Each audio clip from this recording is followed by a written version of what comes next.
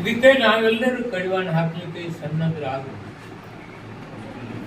ಈ ಅಕ್ರಮದಿಂದ ಬಂದಂತ ಸರ್ಕಾರಗಳು ಎಂತೆಂಥ ಕುಕೃತ್ಯಗಳಿಗೆ ಕೈ ಹಾಕಿದೆ ಅಂದ್ರೆ, ಯಾರು ಒಳ್ಳೆ ರಾಜಕಾರಣಿ ಇದ್ದಂದ್ರೆ ಇಡಿ ಐಟಿ ಒಳಗೆ ಹಾಕಿ ಹುಡುಗ ಹಾಕಿ ಮಾಧ್ಯಮವನ್ನು ಹತ್ತಿಕ್ ಹಾಕಿ